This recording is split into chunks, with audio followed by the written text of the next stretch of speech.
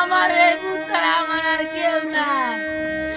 আমার বুতে এতি, আমিও এতি, আমার বুতের ছাড়া কেউ নাই। আমার বুতে আন্দোলন গিয়া এইগুলি গাইয়া আমি এই বিচার চাই। বৈষম্য বিরোধী ছাত্র আন্দোলনে গত 5 আগস্ট কুমিল্লায় পুলিশের গুলিতে আহত মোহাম্মদ সাব্বির মারা গেছেন। 14 সেপ্টেম্বর শনিবার সকাল 9:30টায় নিজ বাড়িতে মারা যান তিনি। সাব্বির দেবিদ্বার পৌর এলাকার দক্ষিণ ভিংলাবাড়ি গ্রামের মৃত মোহাম্মদ আলমগীর মিয়ার ছেলে।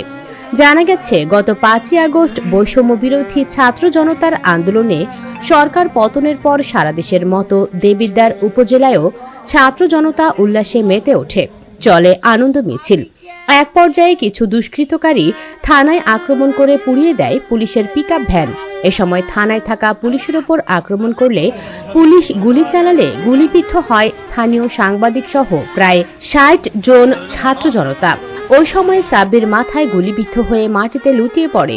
স্থানীয়রা তাকে উদ্ধার করে দেবিদ্বার উপজেলা স্বাস্থ্য কমপ্লেক্সে নিয়ে গেলে চিকিৎসক উন্নত চিকিৎসার জন্য তাকে ঢাকা মেডিকেল কলেজ হাসপাতালে পাঠান।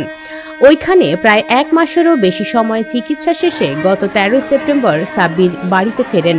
কিন্তু বাড়ি ফেরার একদিন পরই শনিবার সকাল 9:30টায় মৃত্যুর কোলে ঢলে পড়েন তিনি।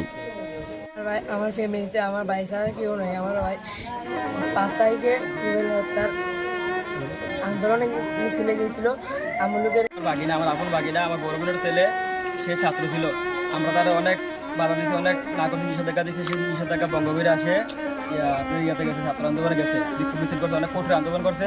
কিন্তু গত 5 তারিখ সকাল 10টা নাগাদ আমরা এই যে 4 তারিখে আপনার রুবেল হত্যার বিক্ষোভ মিছিল নিয়ে আমরা দেবিদ্বার নিউ মার্কেটের চত্বরে আমরা জড়ো হই। এর মধ্যে আমার বাগিনা ছিল, সবাই ছিল আন্দোলনে। এই অবস্থায় আওয়ামী স্বৈরাচারীরা ছড়াগুলি চালায়। সেই ছড়াগুলির মাধ্যমে আমার বাগিনা খুব গুরুতরভাবে আহত হয় এবং মাথায় গুলিবিদ্ধ হয়। গুলিবিদ্ধ হওয়ার পরে আমরা তাদের এই প্রথমে নিয়ে যাই দূরত্ব রাখে নাই, তারপরে দেবিদ্বার রাখে নাই।